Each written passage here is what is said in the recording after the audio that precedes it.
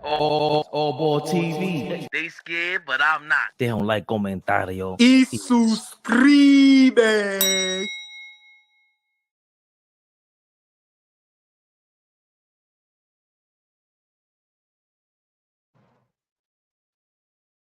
Yeah.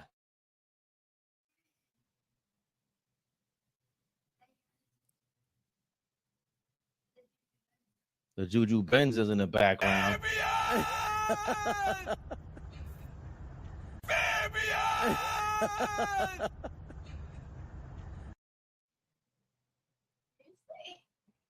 Nah, seriously. New York Knicks, nothing else. What's going on? Turbo, the best show in the business. Who else would it be? Huh? Linked it back up to Instagram. What's going on? That's just me for now. What's going on? Hey, you know it's the morning time. I'll tell you guys. I'll show you guys what it is with the traffic soon. But for now, let's kick it to them. 72 degrees. It's going to be 90 today in New York City. Get prepared at 7:30. It is a good day to go to the beach. But first you have to go to school or work or call out sick from both. Nevertheless, 72 degrees Fahrenheit here in New York, 90 degrees. Humidity 52. That's good, man. It's decent. The wind, 8 miles an hour, 6 miles an hour. That's the high. 8 miles an hour for the day. So a nice little breeze at times. You can catch a bench in the shade with a young lady. Be a good day for you. At least, 20 years ago for me. Favorite perspective in the building. How you guys feeling, man? I do want to give a shout out and really shout out, just hopefully send our well wishes to NFL Hall of Famer former running back Barry Sanders. He experienced recent health scare related to his heart, now in recovery. Here's a message he put out over the weekend to all my supporters over Father's Day weekend. But that was the previous weekend. I experienced a health scare related to my heart. It was unexpected and served as a reminder of the importance of staying vigilant about our physical well-being, even when we are feeling fine. I am grateful for the amazing doctors, nurses, and other healthcare professionals for providing me with needed care. Me and my family and I are thankful for your prayers and support during this time. Per my doctor's recommendation, I am taking this opportunity to prioritize my health and well-being. I appreciate your understanding and continued support. That's Barry Sanders, man, Hall of Famer himself. When I saw that, I was thrown aback. That was Barry Sanders, one of the human highlight reel. We used to argue back and forth if he was better than Emmitt Smith. Say Emmitt Smith had a better offensive line. Emmitt Smith did run better between the tackles, right? That's neither here nor there. Hopefully, Barry can tackle this health scare, because we want him to come out here and be himself. And like he mentioned, we had shout out to Thrillium last week. He was talking to us about, just going to the hospital, diabetes, and just being on top of those things, regardless of, if you've been to the doctor recently or not. You see there, Barry Sanders said he felt great. So he's just putting it out there how he felt. Well, yes, sir. Good morning, fam. Top of the morning. Peace to the chat. Let's get to it. Before I get to it exactly, what streamed across also was LeBron James was offered $160 million. $160 million. 160 million buckaroos for 3 years. So if he does sign it, He'll be in for the next 4 seasons with the Lakers. Los Angeles Lakers continue to be committed to re-signing LeBron James this offseason and are prepared to offer him the maximum 3-year, $160 million he is eligible to sign if he opts out. Sources tell ESPN's Dave McMenamin. I think that's the guy that's for the Mavericks.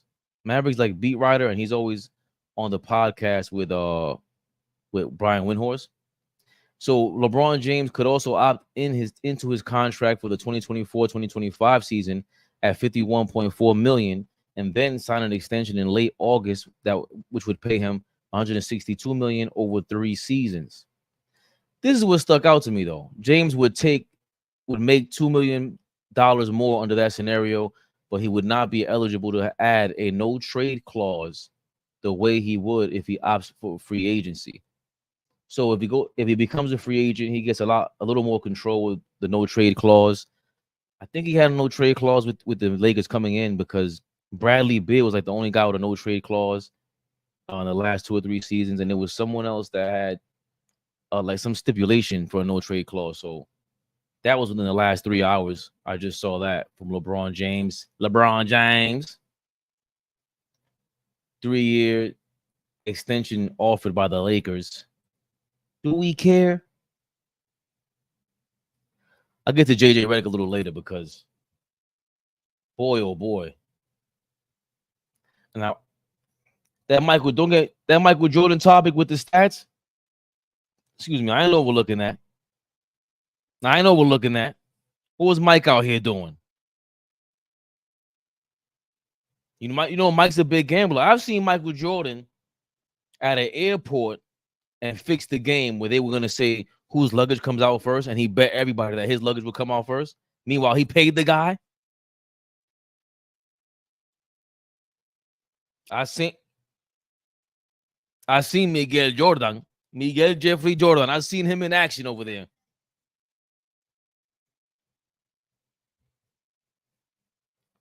Let's get to that, Will Lattimore. Let's get to it.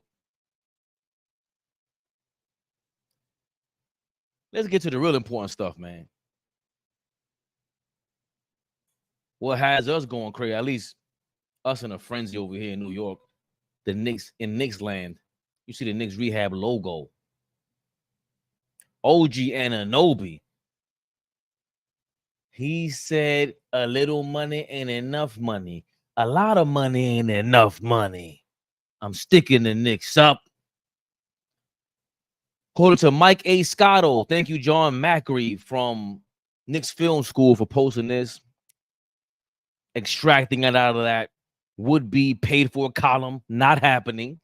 Thank you, John Macri, as he takes an excerpt out of a Mike A. Scotto contribution from somewhere. The George interest surfaced at a curious time after the Knicks lowballed forward OG Anunoby during early free agent discussions on a potential new deal, as Brian Windhorst first reported and league sources confirmed to Hoops Hype. I guess that's a Hoops Hype article. When the Knicks first acquired Anunoby, the belief was that he'd land a deal in the $30 to $35 million a year range. League sources told Hoops Hype. Now, however, that value has gone up, starting at $35 million annually to his maximum starting salary for next season. Sources said New York remains committed to re-signing Anunoby, and despite the start to negotiations, the Knicks remain the favorite to keep Anunoby this summer in the eyes of rival executives. In other Knicks free agency news, the team is expected to offer Isaiah Hartenstein the full 4-year, $72 million maximum deal at their disposal to try and retain him in free agency. League sources told Hoops Hype. They got some more deals. Obviously, Scotty Barnes re-upped. He signed for a mega deal. Tyrese Maxey had a mega deal. So I guess a lot of Knicks fans are up in arms about this. Right? Does OG deserve the $35 million? Oh. There's a lot that's going on with OG Anunoby. The fact that when he was in Toronto, the word was that he would take a pay cut if he came to New York. That was being thrown out there. Then it was confirmed after he switched agencies from Clutch to CAA, in case we forgot.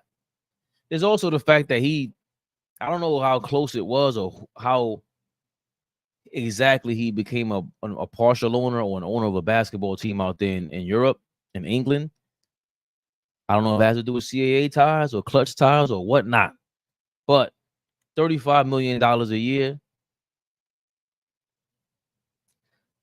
Sign me right up, man. What are you people talking about? What are you worried about? This is the guy. This is the guy we traded for. He made everything better. Right? You worried about him getting hurt? You want Paul George? Paul George has never been as good defensively as OG Anunoby. Ever.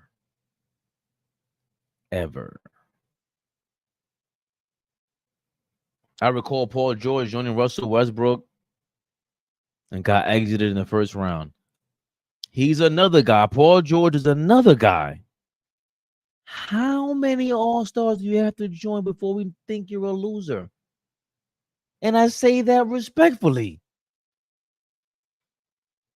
Russell Westbrook, James Harden, Kawhi Leonard. He was around Melo. I guess does that count?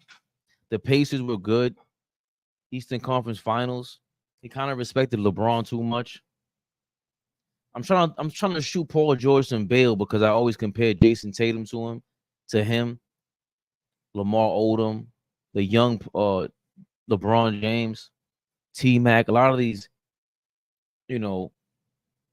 passive aggressive personality types. And unlike T-Mac and a young LeBron, Tatum has Jaylen Brown. Lamar Odom had so many All-Stars that with the Clippers, he played with Elton Brand.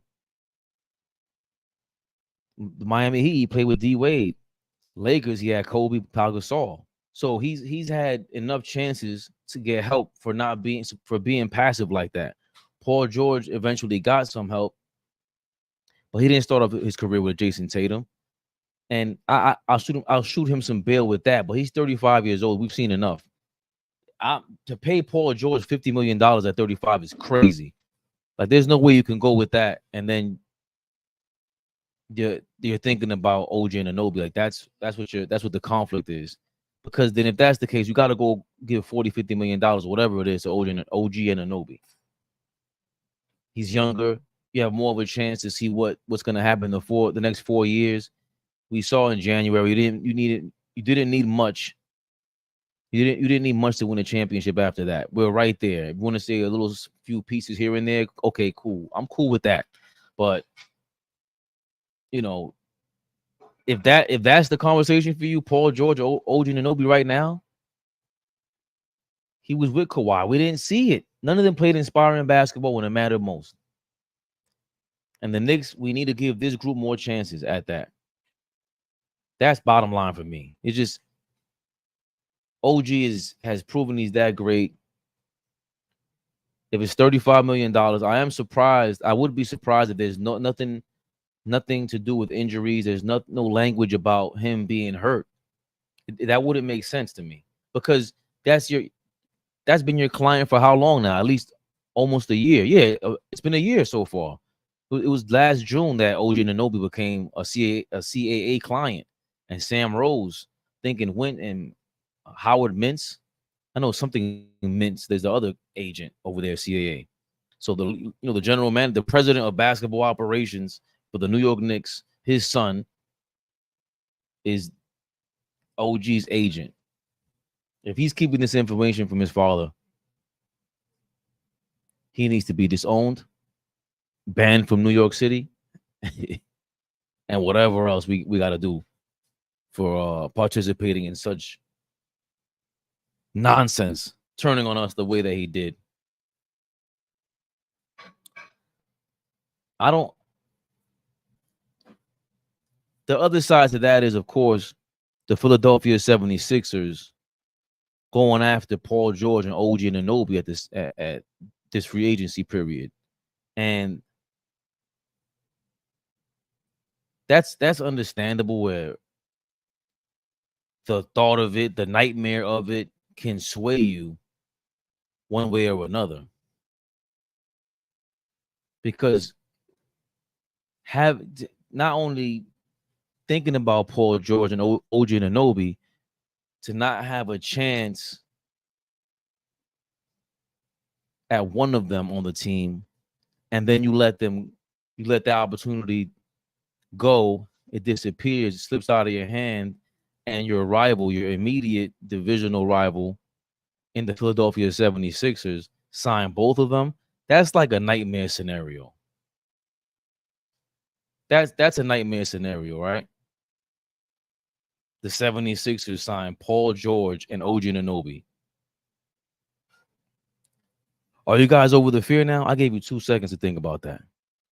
You think the 76ers have the cojones to sign both of those guys? Number one, no. I don't believe you, Daryl Morey. I don't believe you. You're just putting stuff out there to rock the Knicks boat. It's not going to happen. We don't care. Have a good day. They don't love me. They don't respect me. Like, I can hear them on the way out, man. I don't think the 76ers have what it takes to really sway them. If OG Anunoby, if he sits down and he goes, I'm going to take $40 million a year to go play with Paul George, 35 years old, injury prone. Joel Embiid, who looks like he's 45 years old, injury prone. And go shoot for a championship. You talk about shooting in the dark. And then after that,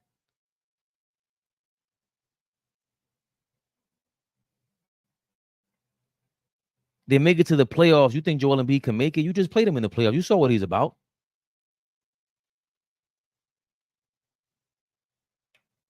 It's no way possible. It's no way possible. Along with that, that would mean that OG Anunoby would have turned on all of his words, because you said you would come to the Knicks on a discount. If it was New York, you'd come for a discount. So obviously that could mean the Nets too, right? If you're saying New York, that was pretty unclear. And the other thing to that was, he said, OG Anunoby said he wanted a bigger offensive role than he had in Toronto. So, Nick Nurse and the new coach, Darko, whatever his name is, wasn't using him right in Toronto. And he was upset by that. I don't know if it's rightfully so, because I don't see much in his offense that's like, why do you want the ball 30 times or 25 times? To do what? OG, what are you going to do with the ball? Come on, man. Let's be honest with you, OG. Right? And if you're in Philadelphia, you're going to go get the ball. You're going to go get the ball. But you sure that culture is where you want to be at to learn how to establish yourself offensively in this NBA? And then you're telling me you want a bigger offensive role, and you want to play alongside Joel Embiid and Paul George? They need 25 shots themselves. You saw how it was with Brunson and Randall. He got the ball. We were sharing the rock, man. They don't have those guys over there. I don't think so. Paul George is not a great passer like that. I know what he did with the Clippers, but he's not a great passer. And then defensively, they might be great when you and Embiid hit on the court together, but that depth will be short. And Philly ain't New York. You could win 3 championships over there. They're not gonna care like this. All you need is one over here, baby. And for the rest of your life, we keep telling you guys that. You don't believe us for some reason. Julius Randle knows. He was on Carmelo Anthony's podcast. Says nothing like New York after booing us. Get your act together, Julius, because you still all over the place to me. I'm from Texas, and I didn't. You better understand. So yeah, that's the conclusion. That's the hunch that I'm getting. OG, no way You want a bigger offensive role, and you're going to go to Philadelphia. I don't see that happening. Let me fix this up real quick. Oh, yeah. You want to go to Philadelphia. It doesn't make sense. Embiid is taking up a lot of shots. Paul George is taking up a lot of shots. Tyrese Maxey's taking. How can I forget Tyrese Maxey? It's taking up a lot of shots. Where are you going to get the ball at? You and Paul George are going to spread the floor. You, Paul George, and Embiid. Who's going to rebound? Just Embiid?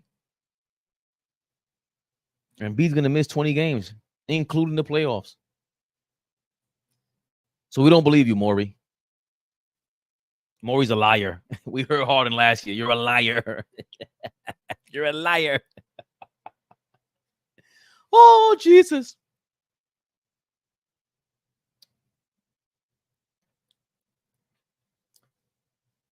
Just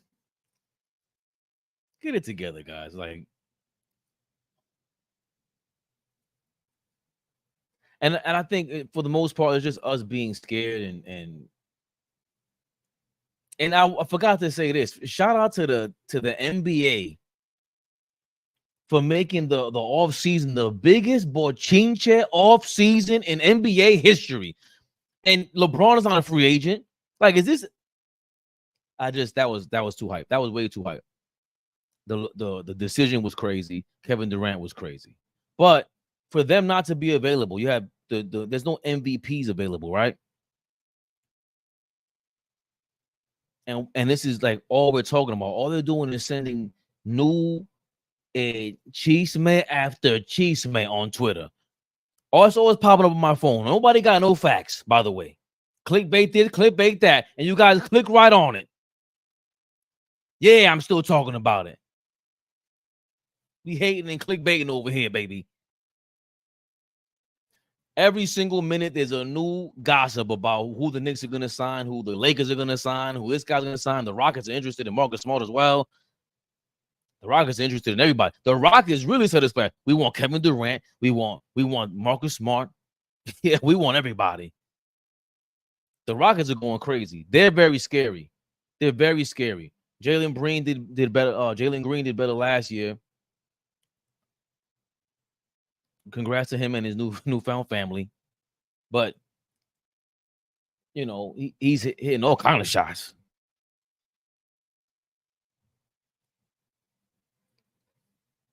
So they seem active and they're very poised. They have a culture. They're very poised to really, like, they could really beat the Lakers, and they have. That's going to be interesting with the Lakers bringing JJ Redick in there. I don't know how much they can really fight them, but the Rockets have that. They brought that Memphis attitude with Dylan Brooks, and they brought Ime Udoka in there. He yelled at LeBron last year, wonderfully so. Who else? The Orlando Magic are surprisingly not making any noise, and with the draft is bringing a lot of gossip as well. Chisme, bochinche, all kind of stuff. The Cavaliers just hired Kenny Atkinson, really good hire in my opinion. Let's see if he was really what we saw with the Nets. We got to stop with Sam Cassell. Does he deserve a job? People keep saying, "Oh, he deserves a job." I'm not saying he deserves a. People are scared to say, "I don't know if he deserves a job." What are people talking about? We don't know if JJ Redick really deserves a job. That's the wrong word, right? But he's been on the TV all the last 3 years going crazy. I really like JJ Redick, right? But does he deserve the job? Nobody deserves a job. We don't know. As fans, as spectators, you can't watch. You're not doing the interview. You haven't been impressed by him during the interview or unimpressed by him. So it doesn't make sense when people speak that way. But JJ Redick has certainly been impressive on the media. Ime Udoka has been impressive with the Rockets. Leon Rose has impressed us over here. Where are we headed? Where are we headed? I don't know. Let me get to these comments before I get to the next topic. Yes, sir. King narrative by LeBron. That's who he is. MJ had a narrative too. We all do. You get a max deal. You get a max deal. Everyone gets a max deal. Pay the man and run it back. Ooh, that's tough talk, Bodega. Wi-Fi or Wi-Fi, as they say uptown. As much as people don't or won't believe it, OG has less chance of getting hurt than PG. just because of age. I'm out on PG. It's known the older you get, the more chance you get, the more chance you have of getting hurt and harder to recover. You know I'm down with you. Mr. McCormick, what's going on? St. Anthony's finest. Even if that happens, history tells us that Philly will find a way to bleep it up. It would just be a silly Clippers 2.0. I would love it. You already signed.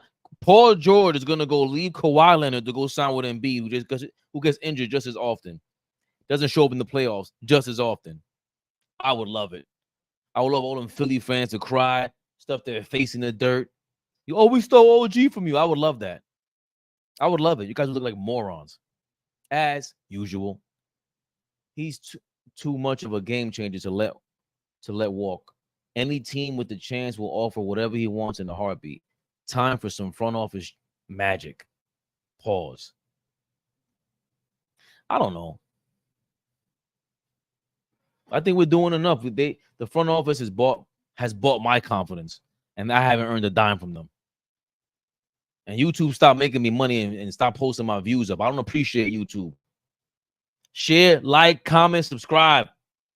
Hit the join button. Join the membership, man. I'm not trying to yell at you. I'm yelling at YouTube. YouTube ruined our views. I don't know why. I would like to know why. Where did that come from? We were doing thousands a day. Now it's hundreds. I don't appreciate that Alphabet group. That's their name, the Alphabet Company. It's not really YouTube or Google. It's the Alphabet Company. I know exactly who you are. You must let me know what is going on. OG is a missed dunk highlight reel. Why did you say that? He called the crazy dunk on Joel Embiid. What we doing, Papa? Dunk you? You ready? Have a good day, guys. Wait, you gotta finish eating first, man. It's 8 o'clock. You got 10 minutes. Sorry, my son has to eat his bagel. Did you even toast that? Oh my God. An untoasted bagel. What is that? Cheese and turkey? You didn't get the cream cheese? Cheese. Open the cheese. Wow. They did you dirty, Julius. You should have got your cream cheese on Sunday. Yeah, sit down. Come on. Embiid is a fraud. Brunson has made it deeper in the playoffs less time than Embiid did, and he's supposed to be a superstar and a leader. Great point, John Pettit. OG needs to work on that Kawhi mid-range type game. He's really Kawhi 1.5 or 0.5. I don't know if he's quite Kawhi 3/4. I don't know if he's quite Kawhi, but with this contract holding us hostage, and can he work on the mid-range though? Is he doesn't look fluid enough. He doesn't look like he can bounce enough. Am I lagging, guys? Let me know. Don't forget about Maxey. Yeah, I remember him like towards the end of my Philly rant. OG will never get any shots in Philly. Exactly. What are you talking about? All this talk is making me dizzy. I'm getting dizzy. Well, they got Wi-Fi. JJ getting the job was so disrespectful to the local Jerry West. Oh, you know Jeannie Buzz didn't care. My son is around, so I can't really speak so freely. But you know Jeannie Buzz didn't care. She didn't care whatsoever. And I don't mind the JJ Redick hiring. It's either going to be great or it's going to be horrible. And I want to see either or. And by great, I don't see a championship next year. They're not winning the championship. Impossible. Kids eat hilarious things. My 3-year-old needs to put cinnamon on his chicken nuggets. Cinnamon on chicken nuggets is kind of wild. They eat whatever they want. My oldest one, she used to eat limes. I was terrified of limes when I when I was a kid. She just ate them like it's oranges. Lunacy. These kids are crazy. I can't believe I'm saying this, but I'm excited for this draft. I don't know why. We got to get into that, man, because Ryan Dunn is, he's floated out there. I'm pretty sure everyone's watched the mock drafts. Zach Edey's really interesting for me. So has to do with the pick and roll. Boston, your job is to disrupt Boston's offense because defensively, they're gonna do what they can. And Porzingis, he does bring in a lot and changes the game a lot for them, but not as much as Drew Holiday and Derek White. They add this super level of defense on a perimeter. And Drew Holiday is a super all-time defender. Derek White is going to be up there as well.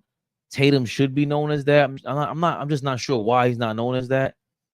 But I believe the way to really get a big reason why Dallas failed at what I thought they would be great at was I thought Derek Lively was a better screener. And I didn't know Gafford was that bad at screening either. Like, you can't be that bad at screening when that's all you do and all you have on the offensive end is a lob threat. And like, what else do you have? You should be setting backdoors, all kind of screens they should have been setting, and they didn't do it. PJ Washington should have been setting. They didn't do it. They couldn't do it. And Kyrie and Luka had to play perfect offensively, and they didn't. So with the Knicks, we are competitive enough. Randall has been there. They can't stop Randall in transition. I always point to the game with the Knicks when they played against the 76ers was amazing with Brunson and Randall weren't having a good game last season, and the rest of the team went off. That was the McBride game. He really started kicking it in stride. I think OG did well. Also, another game was the Minnesota game where Randall, I think, was a tale of two halves. There was a Portland Trailblazer game where they were at the Garden and the ball was moving around. They were just like it was like Spider-Man just webbing it across the court. And another game that everyone forgets about is the Knicks versus the Bulls mid-season. Not the final game because Randall wasn't healthy. It was midway through the season. Julius Randle went bananas. The whole game was competitive in the first half. I thought it would be competitive throughout the whole entire game. And it felt like they were playing down to their competition because the Bulls are not as talented. Then the third quarter happened. I think Julius Randle, he had to have had like 15 points in the quarter. And it was what he did in transition where you could tell it was like, oh, he gets it now. Just the confidence he was playing with, the awareness he had that the Bulls, what can they really do with him? And he's going to score easy baskets on his own. So those are those buckets and the pressure he can put on a Celtics offensively and defensively, obviously. But going back to my original point, the Zach Edey pick, like what Hartenstein brings to us is the dribble handoff, right? Setting the screens from the top of the key. Even though Kobe Bryant said that's the worst place to set your offense up at as a one-on-one defender because you're sitting right in front of the defense. It's still when you have a guy who can screen well and like Hartenstein, it changes everything. So if Zach Edey, if we slow the ball down, continue to slow the ball down, keep the pace the way that it is, if he drops to us and we have a chance at him, I wouldn't mind taking him and Ryan Dunn. I wouldn't mind. He sets really good picks in college from what I saw. We're not relying on him to shoot 3-pointers yet, right? I mean, he's gonna have to work on it. That would make him the ultimate weapon. That would make him the ultimate weapon if he can shoot 3-pointers. But just the picking and diving, the screening and goal screening and just the backdoor cuts, if he can do that, and then somehow just lay around the basket, he's just an interesting pick. Obviously, everyone thinks he's outdated, but I also believe the league is going in that direction. I think that Joker, Wemby, and these guys, even Embiid and Giannis, I think the league is going to start getting back. We're going to start seeing how somebody's going to come into the league. Maybe it's Wemby. Somebody's going to come into the game and they just say, you know what? I'm the new Kareem Abdul-Jabbar. I'm the new Moses Malone. I'm the new Akeem Olajuwon. Somebody's going to come into the game and just cause destruction and cause for these big men to come back, because enough's enough. It can't just be about all this whole skill set you guys evolve to and just gonna dribble the ball 30,000 times. I don't see it happening that way. Knicks are stuck in a hard place. They're gonna have to pay OG that money. Don't you believe though? Knicks ran out of steam is hilarious. I always laugh at your name. Don't you believe though that they knew this coming into the season or coming into the trade? Like when they made that trade, they're saying, "All right, we made our pitch to OG." They had the espionage move with Sam Rose, Leon Rose's son, becoming his agent. Because we don't really know, how did you communicate with CAA if you were with Clutch the whole time? You know, Clutch and CAA had beef. How did you get into communication with CAA? How did all that happen for the news to leak out that you would take a pay cut if you could join the Knicks or join and come to play in New York? And then it happens, you're here and you're holding us hostage for this. I don't know. I'm just not sure they can actually that he can just leave like that. Go, it can't, and it won't be for Philly. Not with that Paul George and OG and B. Like, I don't believe that at all whatsoever. And Tyrese Maxey, that's what you wanted to play, how you wanted to play more offensively. I don't believe it. And then you'd have to deal with the Knicks at least 4 times a year. We will laugh at you. We're going to laugh at you. You're going to be ridiculed. Yeah, you're rich as hell. Congrats. But we shall laugh. Indiana is about to go through what the Hawks went through after they beat us. They shot above the hip and got lucky. No recreating that run. I got to disagree with that. And I'm biased because I'm a Halliburton guy. I watch Halliburton since Sacramento. You know, I don't study stats. I'm more of an eye test guy.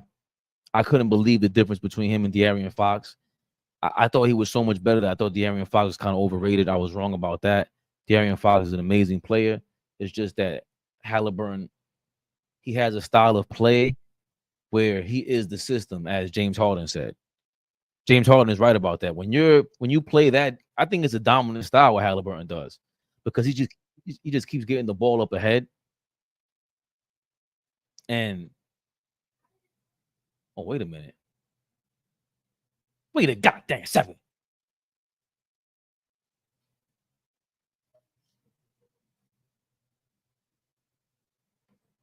How can you do that? You just, oh, no camera. We can hear you. Oh, we can't hear you. Are we live? Big Flea, never the little one.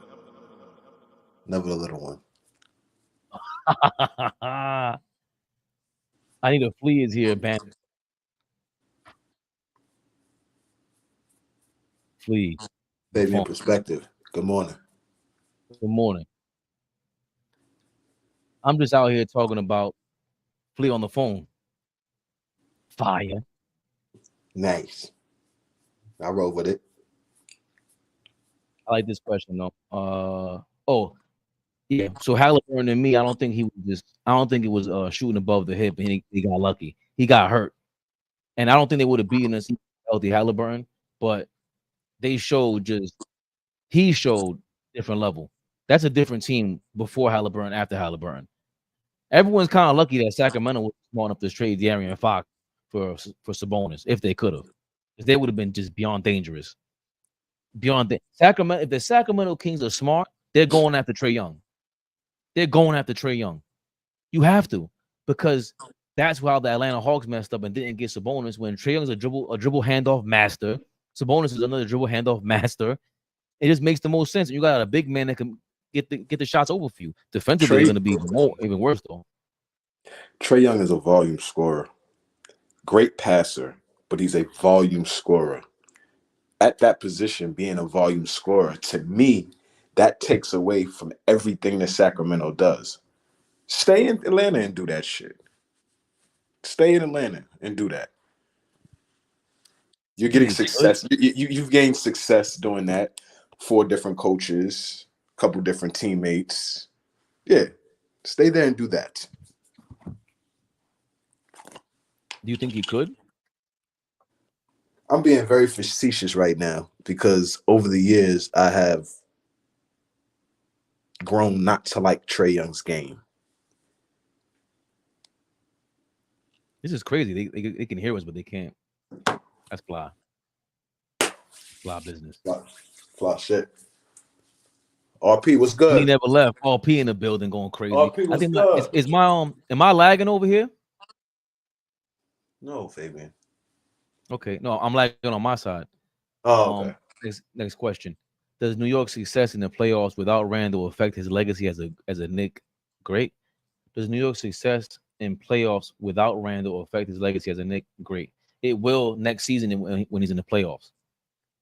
I think that's the next demon. That's the next step for Randall. Let's get to it. I don't want to steal zip the drip stuff. Let's get to that. That's it. Let's get to that. That's his shit. And we're not Shout out to Zip, man, killing it. We remixed it. How about we all? Nah. Anyway, let me chill. That's the next level for Julius Randle. That success in the playoffs. What we saw in January was playoff basketball. Julius line them up. Julius hasn't had that signature series yet for us. There's no series that series that we can go back to. Signature game. Yeah, there's no series game, right, that we can go back to in the 5 years he's been here now. There's no series. Hold on. I'm sorry, Flea. I did bring up the Minnesota game was heavy, and what was signature was playoff series. Right. No series. There have been certain games where it's like it came up. That Minnesota game when he scored 60, he fumbled and looked away instead of getting the rebound. Threw the ball against the padding. It was typical Julius Randle. You kill for 47 minutes in that last minute, boy, oh boy, right? And then for me, where I saw the Julius Randle, like, oh, whoa, another spotlight, I mentioned it earlier, was against the Bulls. Mid-season, it was a competitive game throughout. Then the third quarter started, and he just separated us from the pack. Transition, I dare you to stop me. He went into full throttle, bull out of a china shop, and they were scared to death. As you can tell, bro, he's mad big. What are you gonna do? Flea, explain to us what does it feel like when there's a 6'10" dude with a bit of a handle and he's just steaming down court and you're going, oh, what's going through your mind when you're backpedaling on defense? There's nothing you can do about that.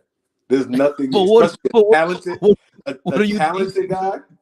What are you thinking when that's happening? Like after prayer, we we just go into, we hope that we can make something challenging for him. But man, when you got Julius Randle coming at you full head steam, putting that ball on the floor, being aggressive, getting to the rim, putting pressure on the defense, right? Making you foul.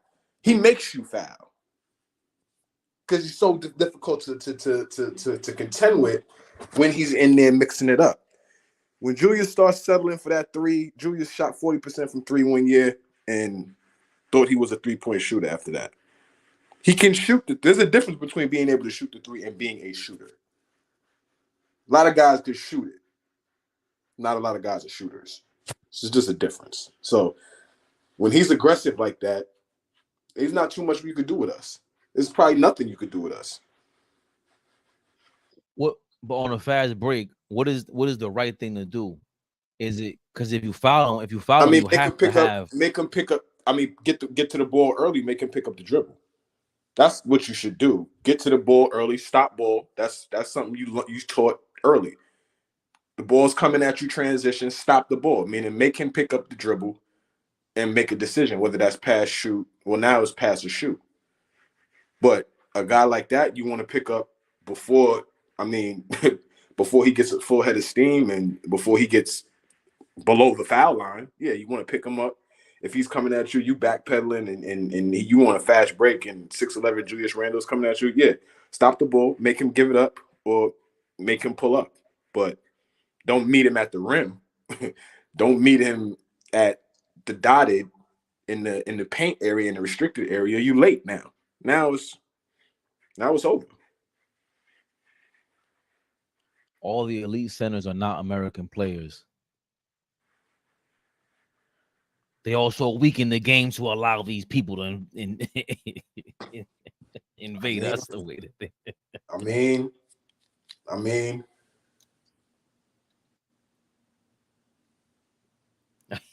Flea trying to keep it politically correct on this Tuesday call morning. a spade a spade. Call a spade a spade.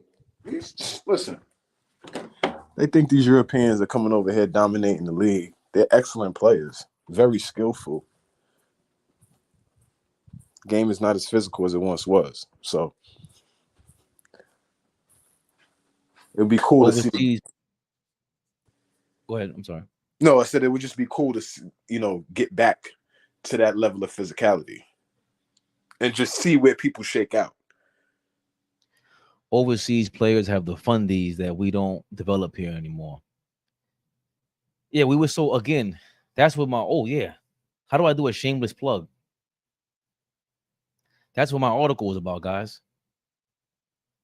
I'll put it in the description. I'll put it in the comment section. What am I talking about? I go to the comment, baby. I wrote an article, guys. And it's a well-written article, guys. You see my tears? Hold on, I don't have my camera up. What am I doing?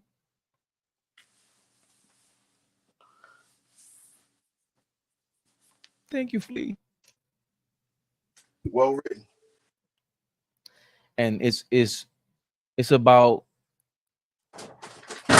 just how we market the game, and it has a lot to do with Michael Jordan. I've seen Stephen A. Smith actually say it, and then Michael Jordan texted him, and he got scared. Right? I've seen Stephen A. Smith. He talked about it, and then he got scared. That's in the chat. Sign up to our Twitter, by the way, guys, if you haven't. The link is right there in the chat. Damn, I should have reset the computer first before I jumped on. But I was so hyped to see you guys. It's been days since we went live. Flea was getting on me. Do not get it twisted. He called me. He didn't curse me out, but it was Fleeno. It was the Fleeno tone. Definitely a Fleeno tone. What's going on? Why are you not on? What's going on? Let's get to it, y'all. My TV said, forget your sleep, man. We got work to do. I said, yo, Fleeno Brown just calling me. Sit your $5 ass down and go on live. I said, yeah. All right. Yeah. Let's get to it, y'all.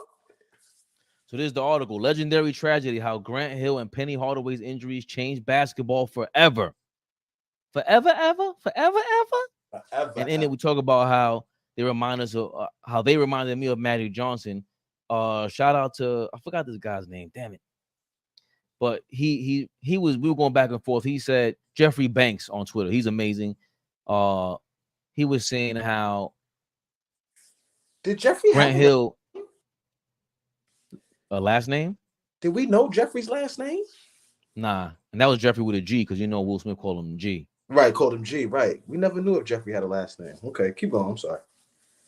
So in the article, I spoke about the commercialization of the NBA and Michael Jordan's influence. Michael Jordan's unprecedented popularity and marketing success shifted the NBA's focus towards finding similar commercially viable stars. The league prioritized marketable individuals over fundamental basketball skills, impacting the overall quality of play. Now, people shall catch feelings.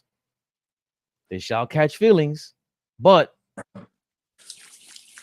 it is what it is.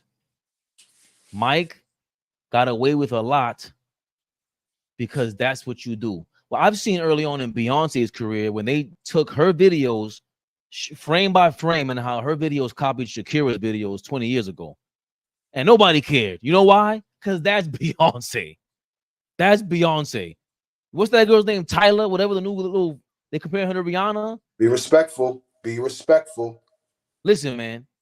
She's dodging a lot of questions, number one. Number two, you have to be very careful with just outright copying somebody, right? If you ain't got it like that. But when you do got it like that, and the money's behind you, the bag is behind you, the bank is behind you, and on top of that, it's Mike, Beyonce, Michael Jordan. We're talking about Beyonce's putting on a performance. I've never heard anyone complain about a Beyonce concert ever in my life. Never, right? I never heard anybody complain about going to a Michael Jordan game. or watching one, right? That was the thing about the last 20 years with our superstars, even our Allen Iversons and Stephon Marbury's. They thought that they were making too much money back then, and it was affecting them. It was also the fact that what kind of game were you promoting? The lack of a Magic Johnson, the promotion of Magic Johnson. Now you lose because you wanted to put the zone defense and get more Michael Jordans instead of saying, yo, Magic was going crazy in the 80s. Larry Bird was going crazy in the 80s. Why aren't we promoting this style of play where, yeah, we have the big man, he's not, Shaq is out there and the ratings weren't crazy because Shaq was there, but we do have Kobe. And Kobe had Penny before that. Why aren't we promoting that? Why aren't we looking for the next Penny and Grant Hill? Remember, Penny and Grant Hill were the opposite of Kobe and Allen Iverson, personality-wise. They weren't they weren't confrontational. They weren't like this, how can we say? Personality wise, no, they weren't the same. How they approached the game, how you It was life. Yeah, how you saw them on the basketball court. But I don't think we can confuse the people, and we have an older audience, so they were tapped in. But Grant Hill was a killer. Penny Hardaway was a killer. Like, these weren't guys that you stepped on the court and you could eat their lunch. No. So because the approach wasn't like Chuck and wasn't like Bean, which was, not smiling, not fraternizing, talking shit, taking names and knocking heads off. That's what Kobe's approach was. That's what Allen's approach was. Successful with it, but that matches their personality, like you were saying. But I don't think that it does, but it's unfortunate, right? That doesn't put the shine on Penny Hardaway and Grant Hill. Cut short, yes. Absolutely cut short. But for the time that they gave us, Penny Hardaway gave us 4 All-NBA seasons in a row. Grant Hill was an all-star from the day he walked through the door. Like, they gave us some stuff. It's unfortunate they got cut short, though. And we'll get into that. We'll deep dive because I don't want to leave out all ball. He was excited about that topic himself. Absolutely. But the point is, going back to the Europeans, they were allowed to play the style that Penny Hardaway was doing, that Magic was doing, that face up, get the team involved. Even Steve Nash. That's why when they say, when you compare Steph to Magic, it's like, bro, when you can't touch Magic Johnson and he's allowed to carry the ball and travel, and then he's gonna pass like a wizard. That's different. Penny Hardaway, I know he was a little slim, and he would have had to have worked out in this era a little more too. But he was strong for hit a post-up game. Penny was so tough, man. But I think the NBA, you really put a commercial every single day for Michael Jordan after that, and everybody else that was more focused on AAU basketball. To your point, where's my guy, John Q? You're right about the marketing thing, but also AAU is a game practice. Europe is practice game. You can't develop those skills unless you practice. You know what's funny, Fleet? I gotta pass you the mic at this point. What you got?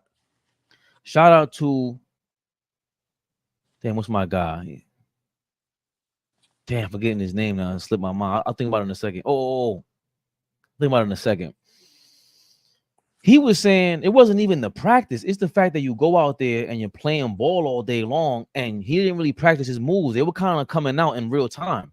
But you played all game long, all day long. Out here in New York, we just run it. We take a dirty basketball. The rubber, it could be missing the line, everything. The ball, I don't want the fresh rock. Give me the shit that's been sitting outside in the winter storm. He ain't bringing it in the crib. We had to pump it up with the makeshift pen. We got enough air in it. Grip is crazy. Pause. Give me that one. Give me the ashy rock. I don't want the shiny shit. Give me the ashy shit. You definitely couldn't have the titty on the ball though. Give me that too.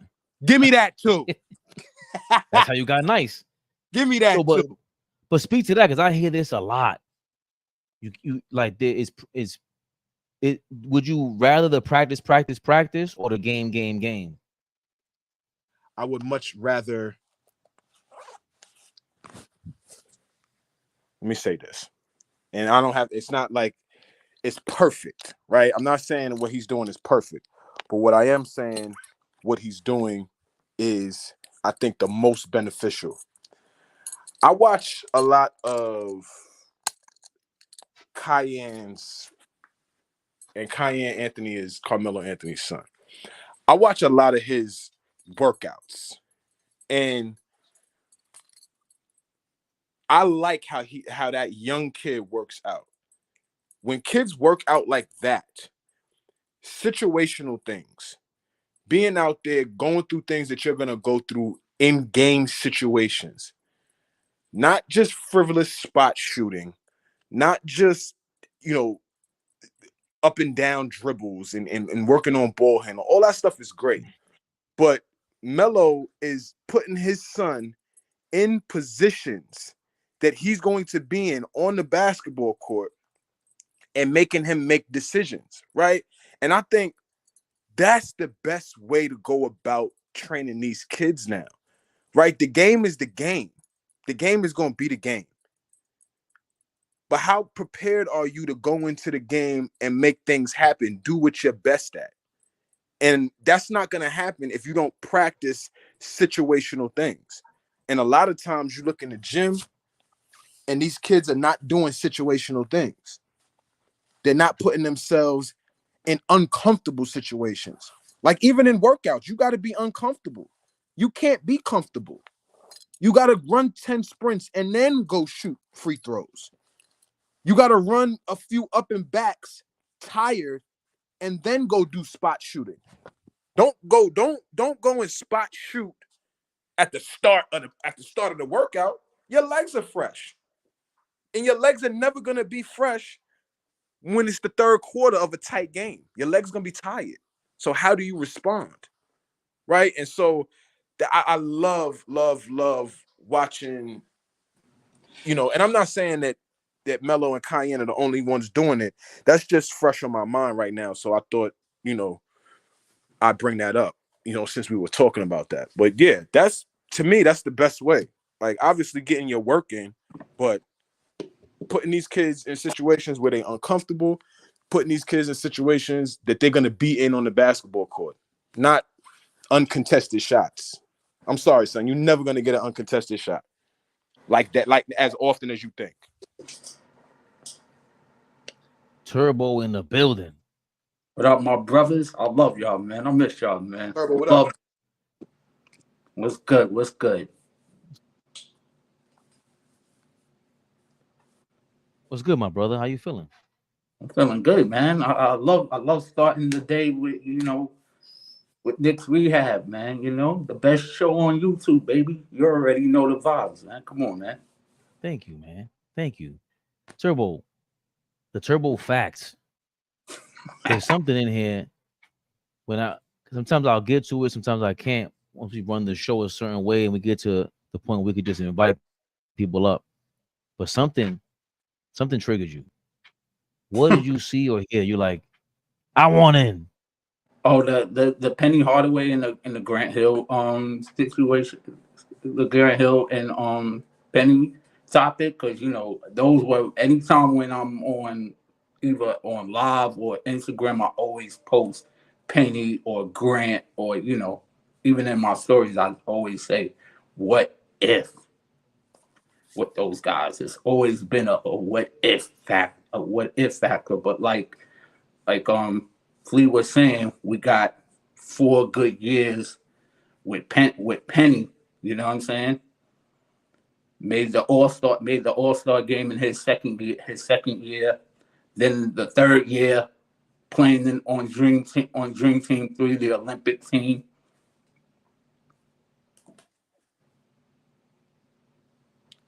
So Yeah. he had success. He had success. Right away. Him and Grant Hill. I think they had more commercials than Jordan at that particular time. They was everywhere. They was pushing them hard. Yeah, especially Grant Hill, because Grant Hill was a top 3 pick. that year. I think he was either second or third because Big Dog Glenn Robinson was the number 1 overall pick. Glenn Robinson was that much better in Purdue, the Boilermakers.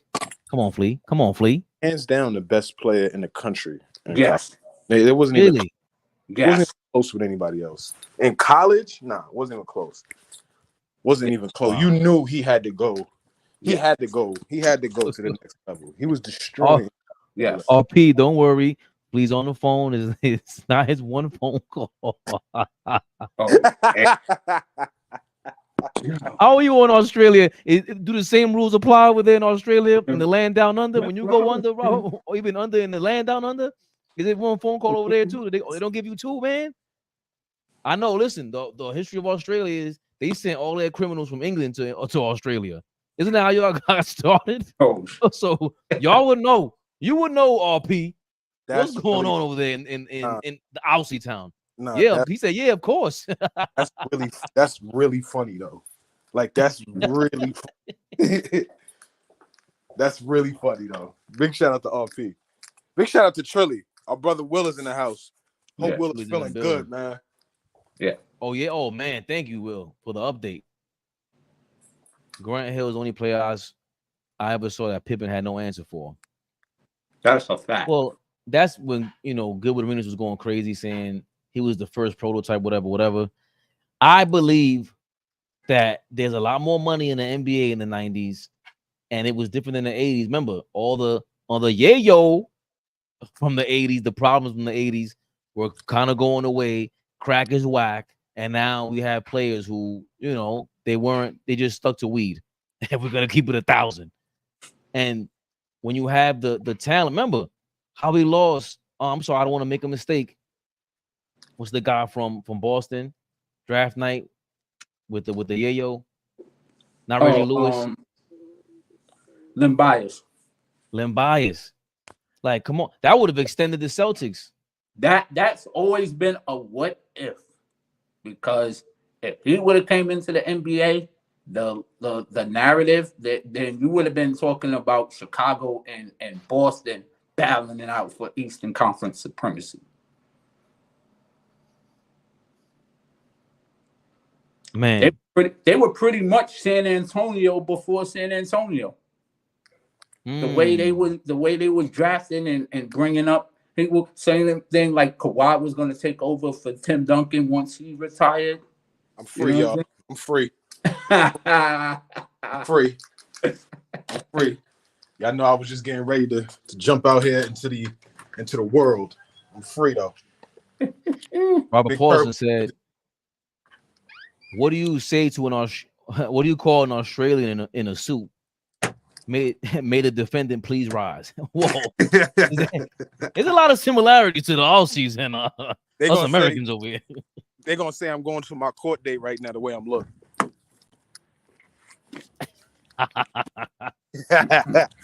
Listen, man. It's a little too. Is it too early for a court date? 7:30, depending on the time of your date. Right. Let's get a couple more comments. Titty ball was crazy, fellas. Salute to the panel in the chat. Yeah, Grant Hill 40-point triple-double game against Shaq and Kobe. I don't even remember that. Damn, the man was a beast. And even the way Grant Hill, after the injury, still was showing up in Phoenix was amazing. He was still showing you, bro, it didn't matter. Imagine that all that told me was, if he was healthy, he would have been just destroying this era. He would have been in the GOAT conversation. That's a fact. He would have been in the GOAT conversation. And remember, in '98, he was third in voting behind Carmelo and Jordan. What? Yes, sir. I don't even know. Turbo facts. Will Latimer, the show was definitely missed in the AM. Damn, they put the pressure on me, man. Flea, they put the pressure on me. Told you. Mini blowout. Told you. Yeah. Grant It's was looking third. it's looking like we gotta keep the AM over here. All I need is one topic, right? Half hour with you guys. I already told you the weather. Look at Ant-Man, who has no respect for the game. They praise stupidity.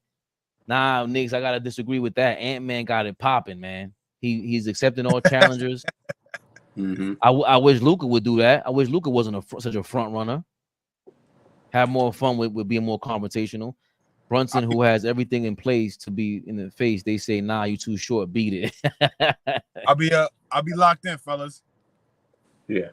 All right, Flea. Everybody wish Flea a good day as he's on his way to a court case. Nah. He's on his way to have a good day, man. Y'all gonna really lean into this. Look at that sun on my skin. He's glowing out there. He's glowing out there. It's not about just practice. They are less talented. None of them can jump out of the gym, so they know their fundamentals has to be flawless. He's talking about what do you feel about that, Turbo? Especially with college, these kids coming in there, and it's the AAU culture. And I don't know if you read my article, but it's about how the NBA marketed basketball and why the fundamentals are in Europe still. And we jumped the gun over here, and we were promoting that what is AAU basketball, was trying to be like Mike, even the point guards. And that's what Knicks 100 is reacting to. It's not just about practice. They are less talented. None of them can jump out of the gym, so they know their fundamentals has to be flawless. That's what do you think about? You think because Jordan was fundamentally sound. Also, that was the other thing people forget. That's the narrative. That's the narrative that people don't understand. People think that Jordan was just a flashy guy with dunks, but he had the fundamentals down pat. But like you said, I think we focusing on the flashiness of everything. Focusing on the flashiness of it all. That we forget the fundamental. And this happened in the 2000s. But you know what's so crazy? Back then, 20 years ago, shout out to me and my guy Tone. We said this is no surprise to us. We said that this is going to happen in the next 20 years with the next generation coming behind us. Yeah, we were saying we said that at 17, 16, 20 years old. We how knew it. Pathetic and ignorant we were. That shows you how pathetic and ignorant we were. You know? We saw it, and I think just growing up with it is because you know what's so crazy back then. Everybody wanted to be a dunker. Nobody wanted to be a shooter. Right. That was the first sign. Nobody wanted to be a shooter. Nobody wanted the Harold Miners and everything. But I want to hold off on that, Turbo, because we're gonna really dial in on that. That topic is gonna be like all ball wants to be like we want to go for the free for all at that point because just the way Penny and Grant Hill. Yeah, just the way Penny, Grant Hill, and really for me, it's the magic spirit that's gone. Like they totally forgot he made the 80s live along with Larry Bird. It was the two of them, and they both were.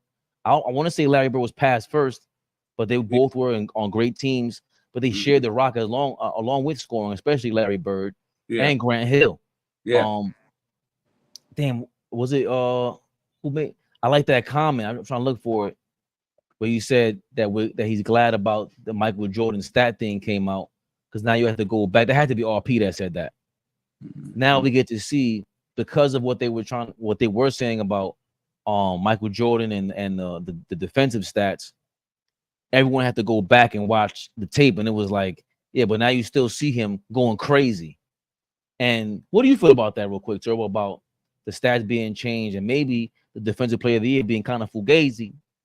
That's just to me. That's just nonsense, and that's just LeBron fans that don't like to criticize him for anything that he does wrong. I think that plays a narrative of it. Yes or no? That's just my opinion. What ruined it for me was Nick Wright was pushing it, was like damn near producing it. And now he has a big voice and he's a LeBron lover. So exactly my point. That's exactly my point. It ruined the point, which is you changed the rules for these guys to travel today, but back then you weren't even really being governed on the stat side, so you could get away with stuff like that. But then I seen stats like, okay, even if Jordan had the same amount of stats that he had on the road at home, he still had a better year defensively stat wise than LeBron ever had. I was like, damn. It was just insane. So, but I have an agenda myself, Lee. I already know. My agenda, my agenda is, hey, somebody got to prove to me that Michael Jordan and Mark Eaton were better than Akeem Olajuwon defensively from 87 to 94, 95. I don't see it. That's impossible. Akeem Olajuwon was rim protecting, shot blocking. He can stay in front of a lot of guards. He was switching from half court. He got to be the best defender we've ever seen. In the modern era, he's the best defender. He can play in any era. He guarded centers. Facts. Olajuwon was ahead of his time. The way they play small ball now, him and Alonzo Mourning would probably be the best big men right now in this league. Alonzo Mourning? Yeah. Alonzo Mourning played the center position as a small. The way the game is played, yes. Alonzo Mourning won Defensive Player of the Year too. Yeah, but it wasn't Ben Wallace, Akeem style, AD, Kevin Garnett. No, he couldn't switch. No, but he damn sure protect the rim anytime where he didn't care. If he got dunked on, he got dunked on. But he wasn't afraid to challenge anybody that came in there. It was Georgetown vibes. Vibes. Was there one last topic, or was it 8:45? And just imagine if him and Patrick Ewing would have played together. I'm just thinking that in my freaking head. Like, them two in the front line would have been scary. Who? Patrick and Alonzo. Remember, Alonzo wanted to get traded here and come as a free agent until he had that talk. Huh? I wouldn't have wanted that. I know you probably wouldn't want that. That's too. What year was that? That was around 95, around the 95, going into the 96 season. Because then that's when he got the big money in 96. Remember, that free agent class was probably one of the best free agent classes ever because Shaq, Lonzo, Jordan, Reggie Miller, all of those guys were free agents, and Gary Payton, Juwan Howard, all of those guys were free agents at that time. Well, last topic before we get out of here. Yeah. Our guy from Knicks recap, Troy Mahibar, he killing the game. Again, I always give props to the content creators, especially when they put their due diligence in here, make our life easier. I don't have to read anything, so he'll read it for me. But he's talking about how people are targeting the Nets want to trade for the Knicks first round draft pick. Timmy Tim says, any chances we can trade our 2 first-round picks and move up in this year's draft? Very, very good question, Timmy. I appreciate you. We're actually going to spend some time on this comment, so I appreciate you asking it. So with the Knicks this year in the upcoming draft, so as you know, draft day is coming up. It is June 26th, and this year's draft is 2-day, 2-part special. Draft day part 1 for the first rounders is going to be on June 26th. The second rounders are on June 27th. Very good. First time this is happening. And with that, we actually get to appreciate the players just a little bit more. We get to appreciate the first rounders more and definitely get to appreciate the second rounders more. The thing with the second rounders as well, too, very important to mention this. With the second rounders, they can be signed to multiple year contracts now. That's probably music to Leon Rose's ear. And the Knicks have an early pick there, pick 38. And depending on things, if things don't work out well for some teams during the first round, and maybe a potential prospect in the first round falls to the second round, that 38 pick could become very, very important. So I would watch that pick as well, too. But a lot of the reports are already indicating that the Knicks are looking to trade their picks in this year's draft in order to get a star or a superstar, or maybe a very impactful player. Now, is there a scenario where they could trade the picks they have this year, including that 38th pick? Because in my opinion, it's very valuable as well, too. All of those picks, Mitchell Robinson, Bojan Bogdanovic, and maybe another player, maybe Deuce or somebody like that, and then try to get another star or impactful player on this team. Yeah, I can absolutely see them doing that headed into draft night. And even on draft night, I can see them doing that as well, too. It all depends on who the player is, the right fit, and also the overall cost for that type of player. The Knicks are not going to give up a farm or way too much for a player that they feel like doesn't move the needle. It's going to have to be significant. If you're asking me what I think the Knicks are going to do, the Knicks are going to draft the player with pick number 24, likely Ryan Dunn. The fit's there. Every single mock draft has Dunn falling to the Knicks, so it's likely that's going to be the pick. And then pick 25, it's going to be traded. Here's some breaking news. I haven't made a video about this. That 25th pick, I'm not saying it's the 25th pick, but one of the Knicks' first-round picks, it's rumored that the Nets want to get one of those picks from the Knicks. According to Arain Smith of NBADraft.net, the Nets could be one of the teams that tries to trade into the first round before the draft begins on Wednesday. More to the point, when Brooklyn general manager Sean Marks spoke earlier in the summer, he made it clear that trading back into the draft will always remain an option for the Nets. Now, I know the Nets and the Knicks do not do business. And no, I'm not saying that just because the Nets won a late first-round pick of the Knicks this year, it means that they're going to trade Mikal Bridges to the Knicks. That doesn't make sense either. But it could mean that they are okay with trading away some of the assets they have right now, maybe some key significant players, to give the Knicks in return for that pick. And if the Knicks have no other player that they want to draft, and they're likely not going to have any use for two young first-round picks, they might do that trade. Now, are they going to trade that pick to Brooklyn? I don't know. You see, You watch the rest of that on his channel. Very interesting. But you know what? Which I was saying last week about getting Marcus Smart. That's not a bad idea. It's not a bad idea. Ooh, talk more about that, because you know Houston's interested in him now. Listen, I have my opinion, but anytime I'm gonna have to do my live because I haven't done a live in almost 2 months. I'm slacking, but gotta take a break sometimes and see what I like to see. I want to gather everything that's going on, and then try to see what everybody else's opinion, and then that's when I come in and I could say my point of view. You know what I mean? Yeah, and right now the off season is just getting started. Bochinche. Yeah, but it's all Chiefs man Bochinche. They just a lot of talk. Every second is a new rumor. Yeah. I think for the Nets, if to even engage in that conversation, I think Knicks 100 had enough of that guy. My guy Troy, but Mitch for Claxton, they're looking for someone to replace of the backup for Hartenstein. I think Claxton, but Claxton will have to want to re-sign, and I'm not sure if Claxton would be amazing, but to replace that means Hartenstein signing for that much money. It looks like he's going to start also. They're pitching the starting lineup. And then you got to find. And if you are going to trade Mitch, you got to find somebody. You got to find a quality backup. Right. So for him, because losing Mitch, even if you trade Mitch, it's not going to be easy to replace him. Nah, not at all. And Claxton isn't necessarily that, but he would bring something interesting. He's more, to me, I look at him as more of an energy guy. To me, he's another Hartenstein. Offensively, he's nowhere near it.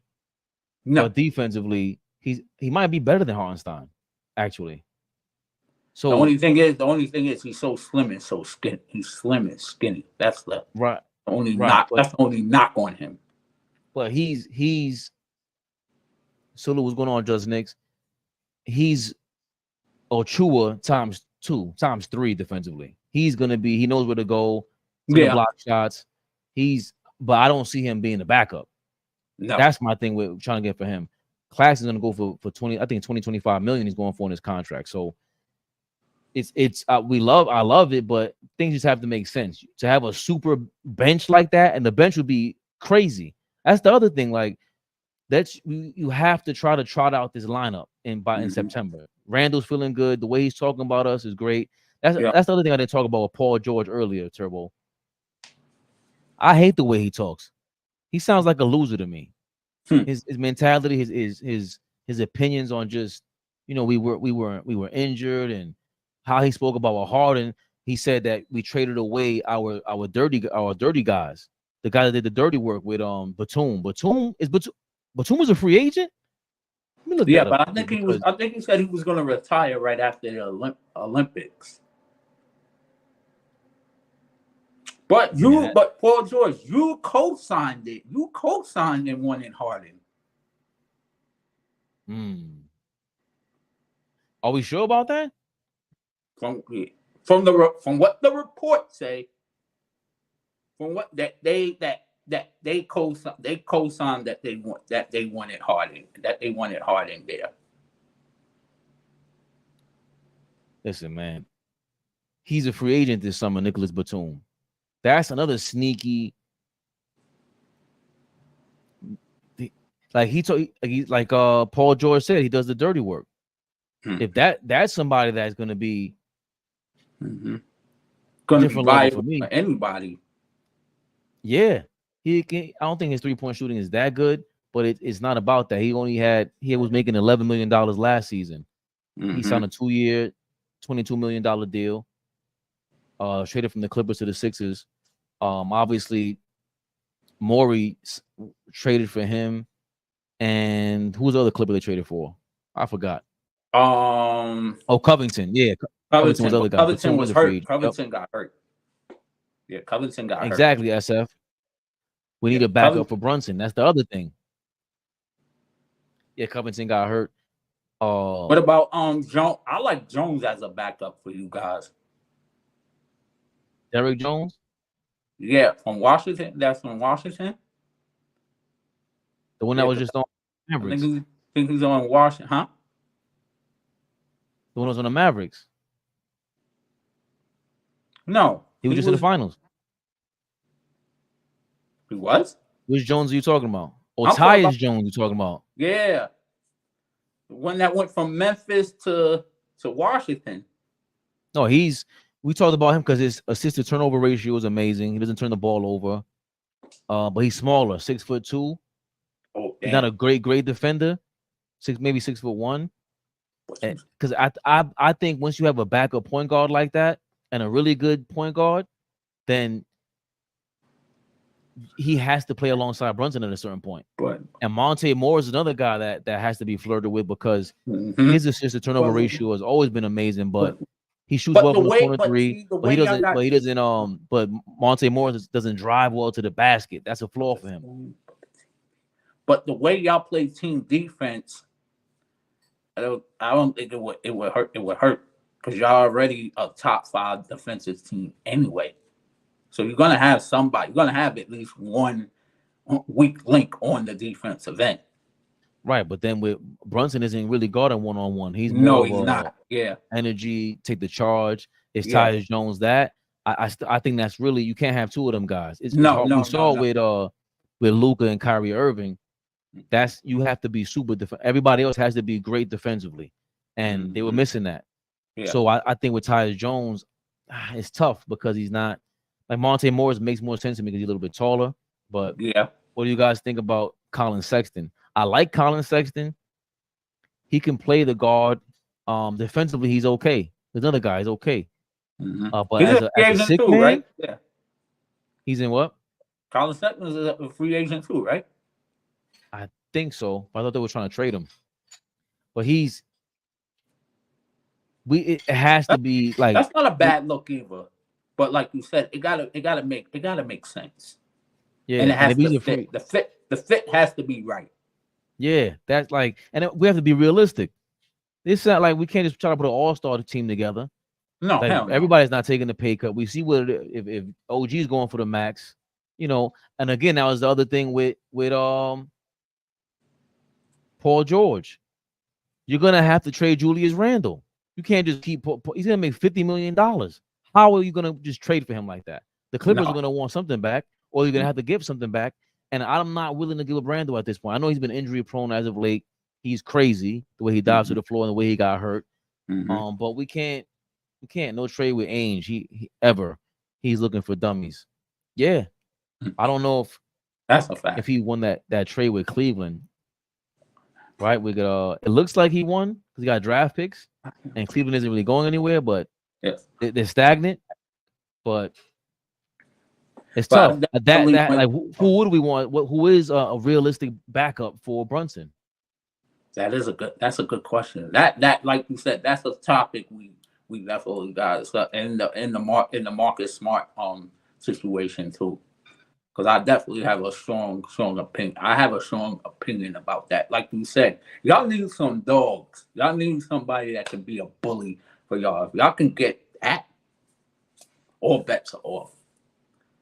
Because with a And if you're to have Marcus Smart, I know he got love for those guys in Boston, but I know deep down inside it had to hurt him. Like, damn, they won the chip without me. I know he would love to play for a contender in the Eastern Conference. but he's also the guy that's gonna go at Tatum and Brown because Brown they weren't challenged like that by the Mavericks. They didn't see Draymond Green, and Marcus Smart is another one of them Draymond Green kind of guys.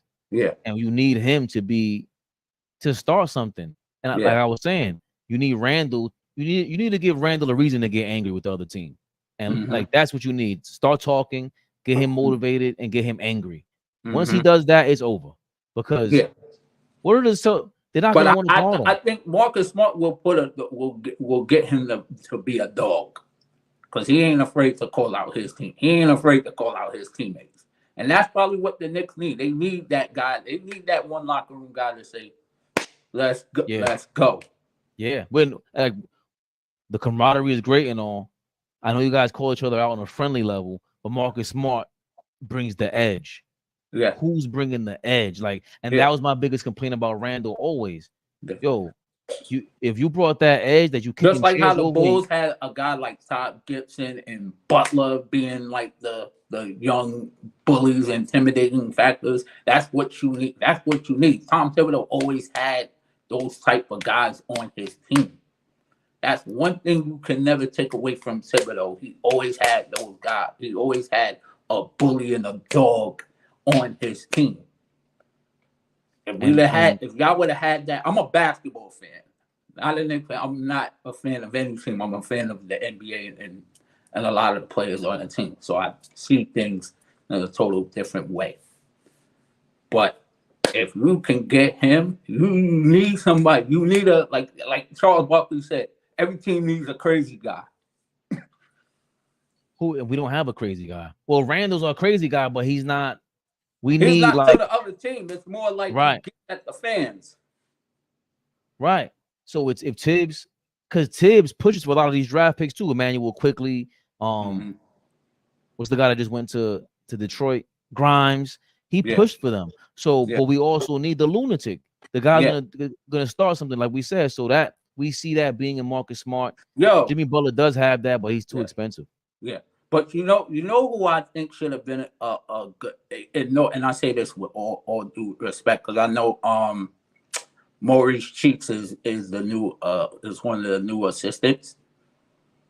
But you know who I felt like would have been good for this team with his team, and he's out there because I think he can relate to the younger players and he's more youthful because he trained. Phil Handy would have been a perfect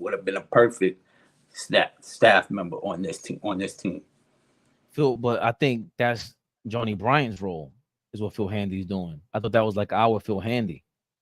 Oh, okay. If he's still with them, I think then he leave. Yeah, no, Phil Handy or no. Johnny Bryant.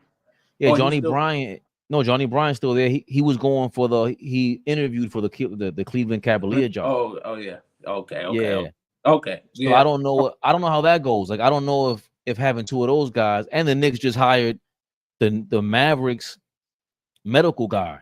So they're saying that this guy flies out to wherever Luka's from every summer with him. So they got a contact with with Luka Doncic.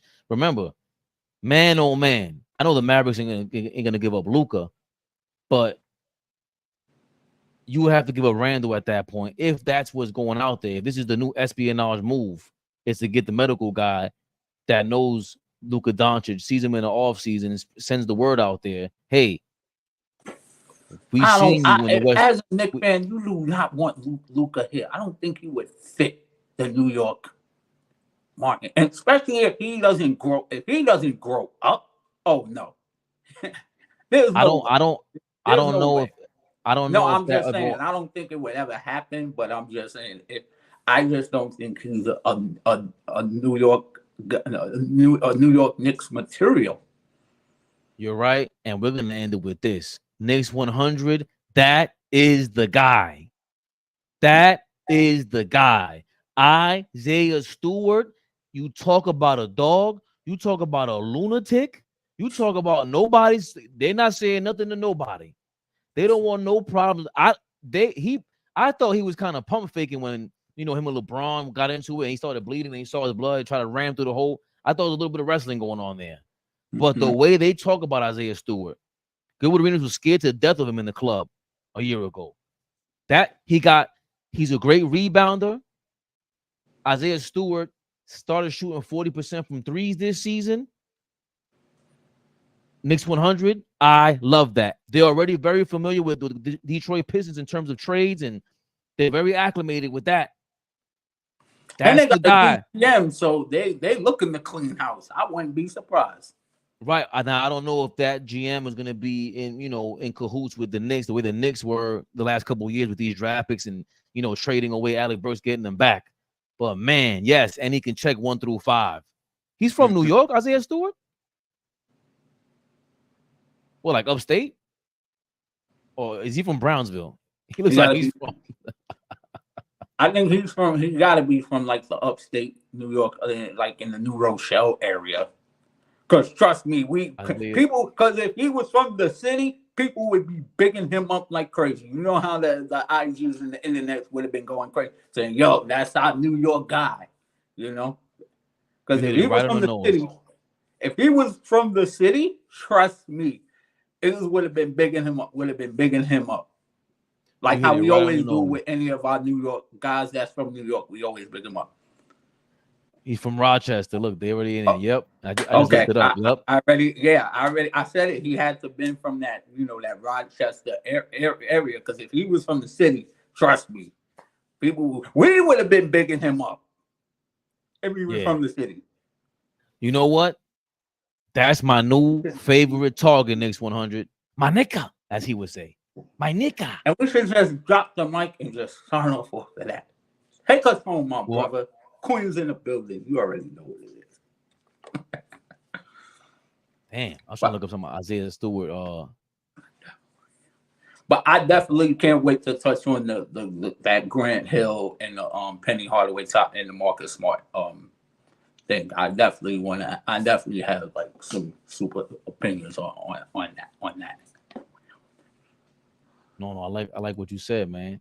What? We want to sign off on that. I was just looking up Isaiah Stewart's where's the article? Why would you guys do this? And how old is he? Isaiah Stewart got to be 24 years old maximum. Look,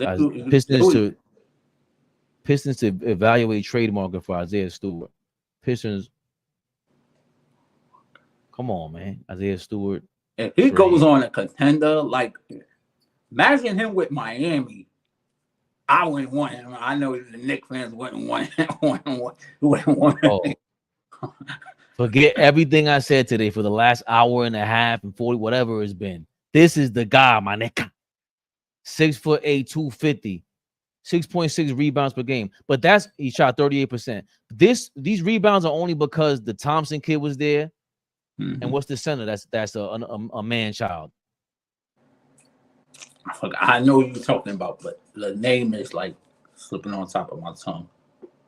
He's a man. He looks like a grown man.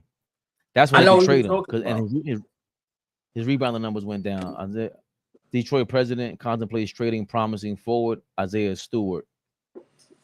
President Trajan Langdon. Also, Trajan Langdon, he came from the Pelicans, or he was there? Yeah, they replaced the old guy. So Trajan Langdon may be looking to reshape the roster as the Detroit Pistons continue restructuring, with reports suggesting the team is considering trading Isaiah Stewart, a promising young player. Isaiah Stewart shot 38% from the three-point line. Stewart is on a team-friendly 4-year, $64 million deal. So that's $16 million a year. Yes, but the decision to trade Stewart raises questions about his trade value versus his value to the Pistons, as well as concerns about potential limitations. Dog, this is listen. The trade discussions around Isaiah Stewart going on with potential talks focusing on obtaining young players. Stewart's contributions to the Pistons and his role within the team are being evaluated in trade considerations. Isaiah Stewart will heavily impact the future direction of the Pistons. Hold on, man. Yeah. Listen up. Listen. No. Whatever contender gets him, oh my gosh. Listen, Holy man. smokes. Right. Jalen Duran. Thank you, guys. Jalen Duran. Man-child. Mm-hmm. Isaiah Stewart would be like X-Man. He would be like Xavier McDaniel. I don't know if he's as great defensively one-on-one. Nah, but Xavier McDaniels was, oh my gosh. You know what I was watching? Even though Dale Ellis beat his ass, but that's a whole nother time. He did? Yeah, him and Dale Ellis got into a fight. Yo, Dale Ellis is a wild boy for the night. Go when you get off, go to YouTube and watch Dale Ellis' story. Yo, it is buck wild for the night, mama. Yo, Dale Ellis was crazy, yo.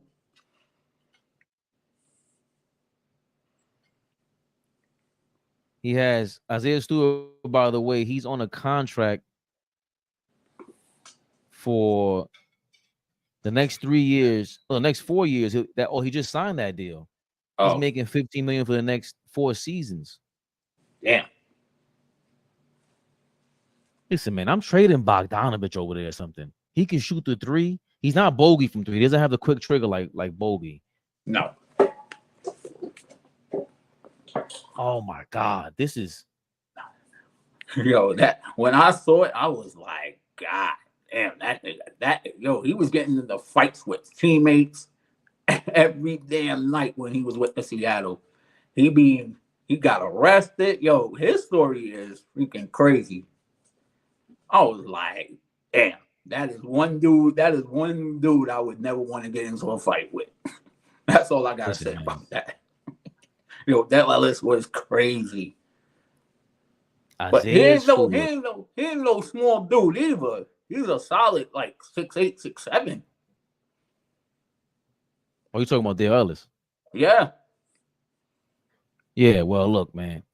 I'm about to go watch a whole bunch of Isaiah Stewart highlights. The Isaiah Stewart agenda has begun. It's on and popping. 15 million for the next couple of years. Puts pressure on Hartenstein. He puts pressure on everybody. He puts pressure. We need him. Knicks 100 is the king commenter of the day.